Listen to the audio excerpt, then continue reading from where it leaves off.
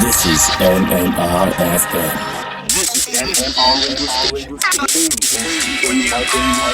MMR radio station is against gender-based violence. This message is brought to you by MMRFM. MMRFM. Siyakukhanyisela. Sometimes I cry, sometimes I fall. Namhlanje vumela mina khona lapha MMR radio station ukuthi ngikupha amandla ngengoma ethi ekseni. Sometimes I cry, sometimes I fall.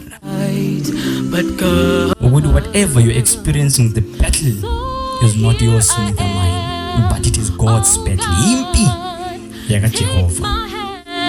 hand and lead me, walk with me. Omunye wabalaleli uthi kimi ekseni, mfundisi, can you please play the song for me so that I may share with others ukuthi when I'm down, when I'm sad, yini le engiphamisayo. Oh yes. Oh yes. I've learned to trust. Without you, God, Namhlanje kuseni sithi nawe, you are able to send your audio song and we play it for you. The same number in 0110711338487 is ithumele lapho and share with others ukuthi yini le kuphamisayo. I'm coming back home. I will wipe my tears and stand up tall to spread the word. Whether it is a sad song or a happy song, jabula nathi. Unfailing love that brought me here. One weary soul will be saved today. Christ is here with hope. Sibonge kakhulu lapha uJehova uthi wasiqinisa, wasingatha, wasilondoloza from the bottom of our hearts. Namhlanje kuseni lo okhuluma nani namhlanje osakaza lapha eMMR radio station Mfundisi Mbele, the only host that you've ever known.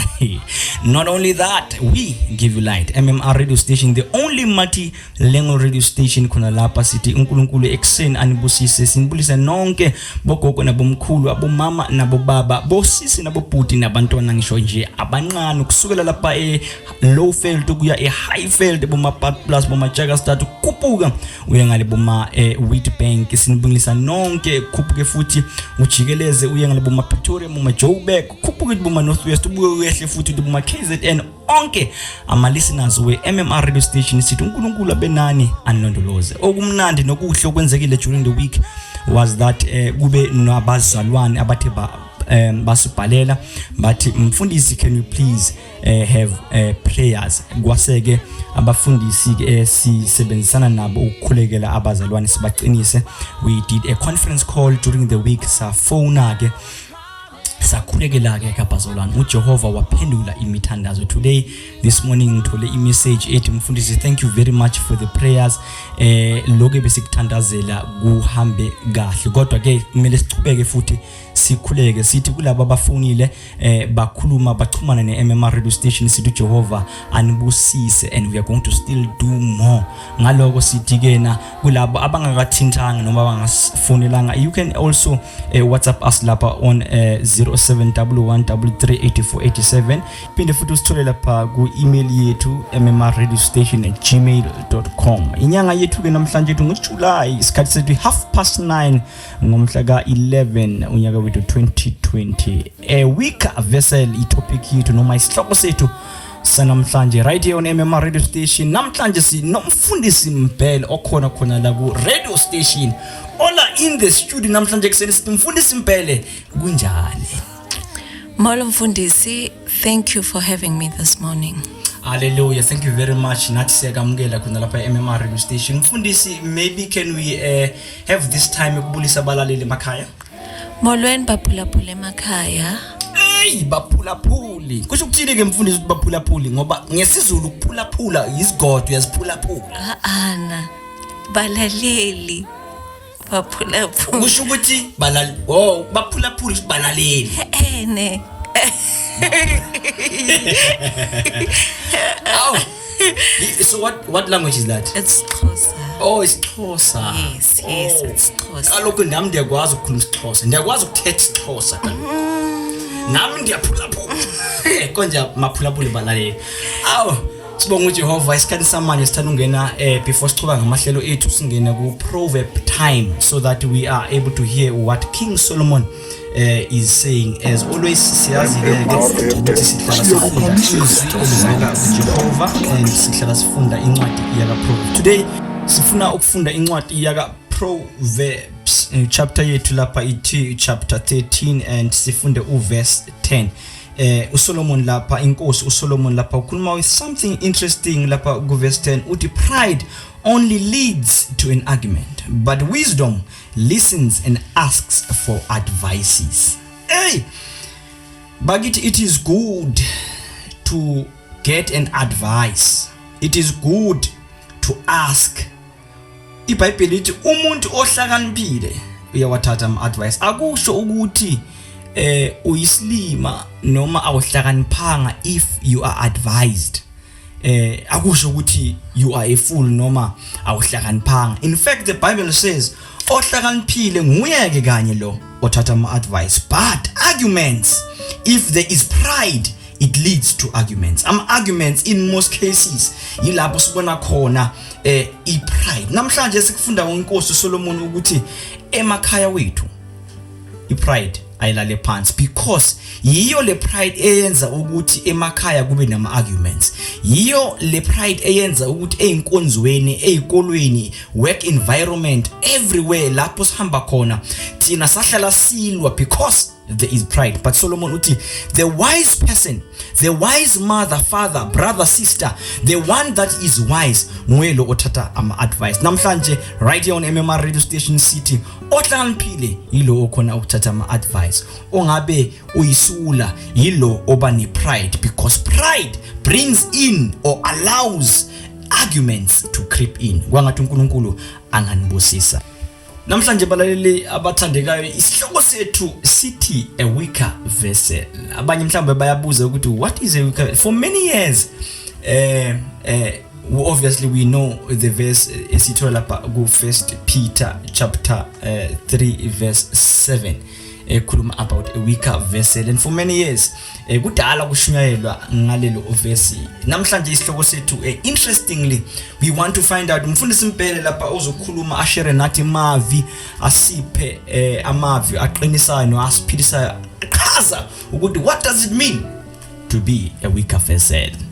Khona lapha before sifaka umfundisi Mbele noma before emthandazweni ukuze umfundisi Mbele simnike isikhathi nethuba lakhe azokhuluma nathi sifuna ukuthola lapha kubalaleli ukuthi yini i weaker vessel. I see I call ya ngena. Hello caller.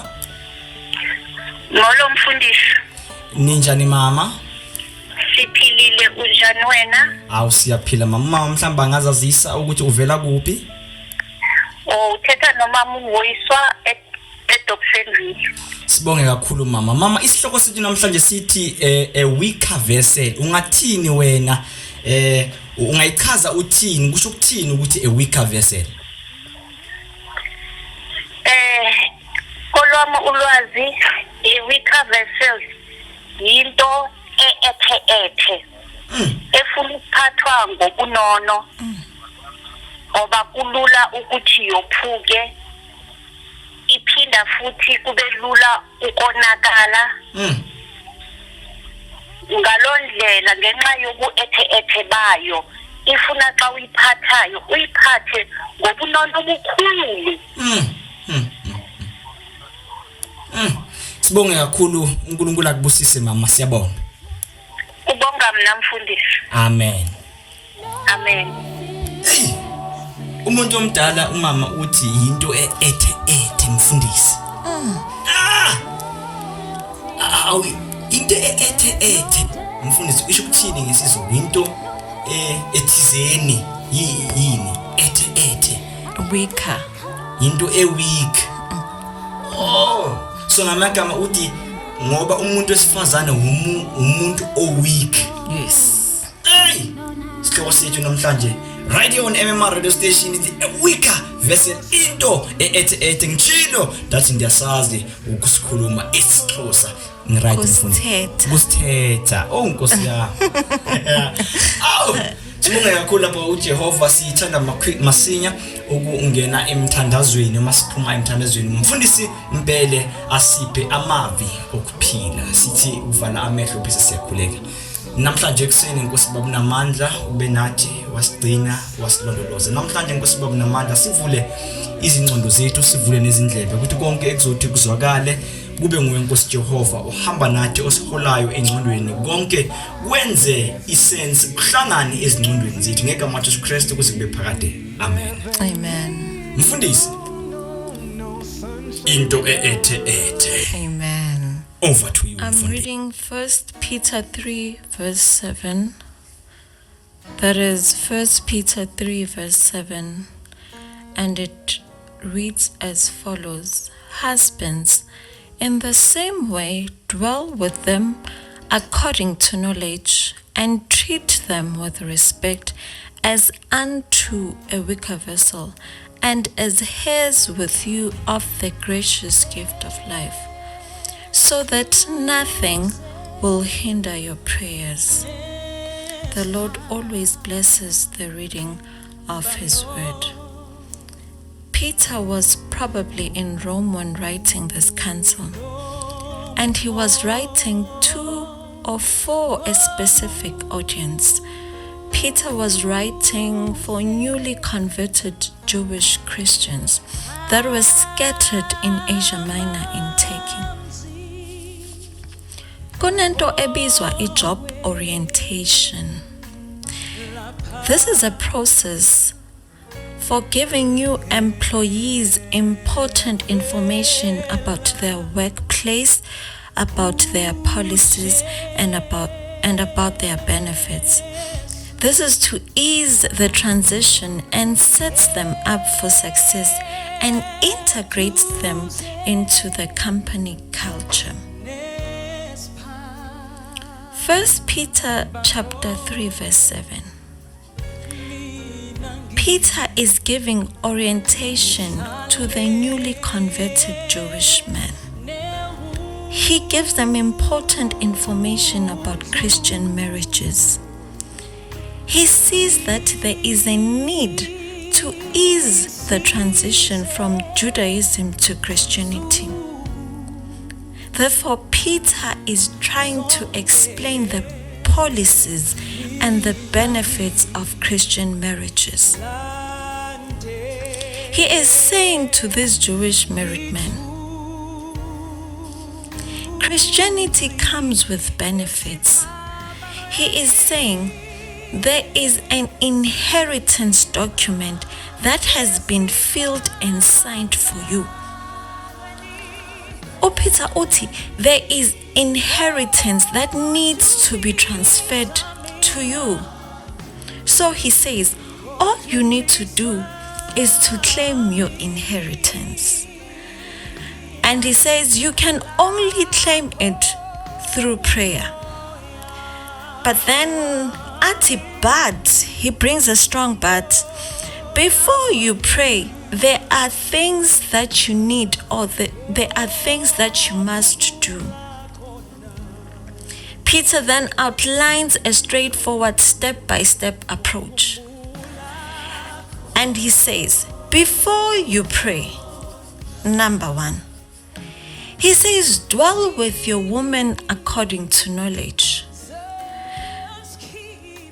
Peter is saying, women have their own user guides. He says they come with their own manual.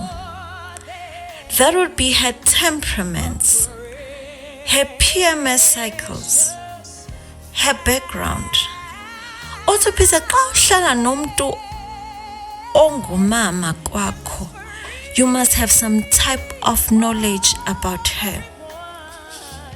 So he says to this man, make time to familiarize yourself with it. Make time to read her manual.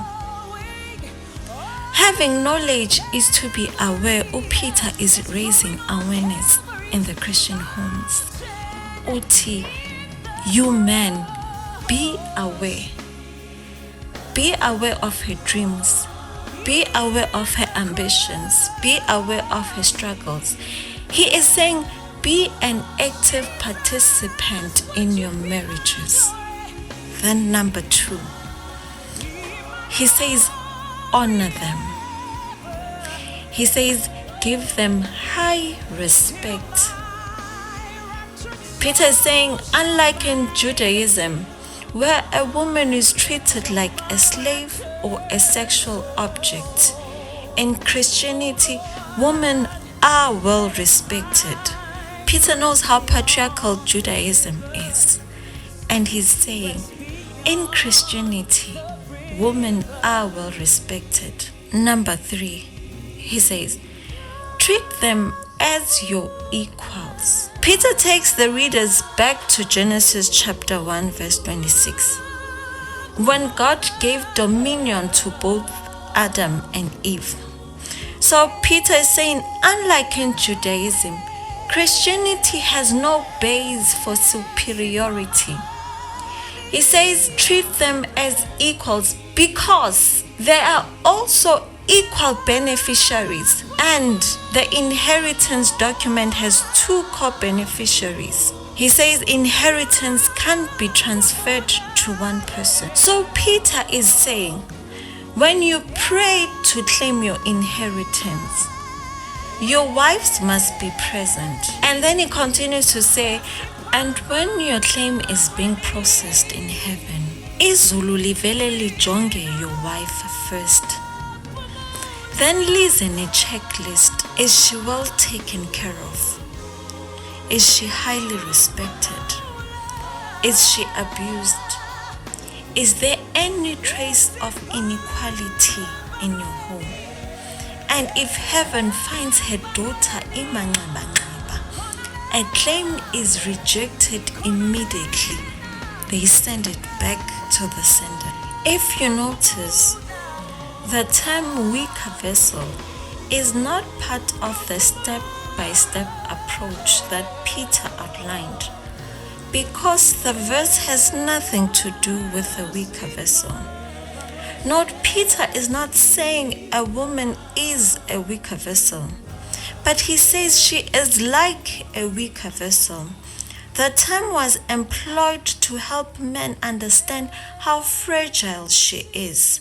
Because weaker vessel, it means something or someone that is without physical strength. Therefore, because they are fragile, Peter is saying to this man, handle them with care so that your prayers may not be hindered. MMR radio station is against gender-based violence. This message is brought to you by MMR MMRFM. Siyakukhanyisela. Nkosi yami. Sibonge umfundisi from the bottom of our hearts lapha right here on MMR radio station. Jehova akenzele kahle aqinisa kubusise ngaso sonke isikhathi. Amagama wakhuluma yanzima athi hey bonke obubaba noma abobaba ilapho kufanele ukuthi ngaso sonke isikhathi sikuqe senze kahle ngoba uma singenze kahle lemithandazo kuzoba ne-hindrance of some sort. uNkulunkulu wangathi angasibusisa. Siyanikhumbuza futhi khona lapha ukuthi siyatholakala lapha ku YouTube channel, sitholakala futhi na ku Facebook, lapha ku WhatsApp futhi siyatholakala. Ungathi uNkulunkulu anganibusisa. Mfundisi Mbele right here on MMR radio station, the only multilingual radio station in SDA. Sithi uNkulunkulu anibusise ngegama la Jesu Christ. Asihlangane futhi next week ngeSabatha elizayo. uNkulunkulu anibusise kwangathi onke lamahlelo anibusisile. Siyabonga ngegama la Jesu Christ kuziwe phakade. I'm out right here on MMR radio station. Presented by Alex Crystal Sound Studio.